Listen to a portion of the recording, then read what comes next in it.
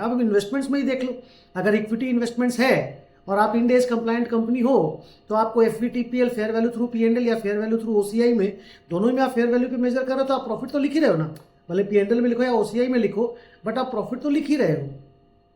लेकिन ये काम सारे इन्वेस्टमेंट्स में नहीं होता है। जिसको आप लॉन्ग टर्म के लिए होल्ड करते हो उसको आप फेयर वैल्यू पे मेजर नहीं करते हो, इक्विटी इन्वेस्टमेंट करते हो, बट डेट इन्वेस्टमेंट अगर लॉन्ग टर्म के लिए है तो आप अमोर्टाइज कॉस्ट पे लिखते हो। तो ये अभी ये जो डिबेट है कि why not everything at fair value और why not everything at conservatism concept, तो एवरीथिंग एट फेयर वैल्यू भी थोड़ा डेंजरस हो जाएगा, क्योंकि सब कुछ को फेयर वैल्यू पे लिख लेंगे तो बड़ा अजीब सा प्रॉफिट एंड लॉस दिखेगा और लगेगा कि भैया प्रॉफिट ही प्रॉफिट है बस। अब कल ही रे डेलियो का एक इंटरव्यू देख रहा था मैं निखिल कामत के साथ, या नितिन कामत, कौन नाम मेरे को याद नहीं है, वो बोल रहे थे कि मार्केट प्राइसेस तो हर चीज़ों की बहुत ज़्यादा है, वेल्थ तो बहुत है लोगों के पास, पर मनी है कि नहीं है देखो।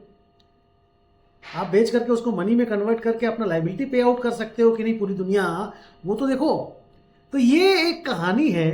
अब ओवर कंजर्वेटिज्म होना भी खाली लॉस ही लॉस लिख लो, प्रॉफिट दिखेगा ही नहीं कहीं पे। तो दोनों के मिड वे में कहीं हमें होना चाहिए। और एग्जैक्टली अभी जो नया अकाउंटिंग सिस्टम डेवलप हो रहा है और जो इंड एस भी जो डेवलप हुए हैं वो इसी और इशारा करते हैं।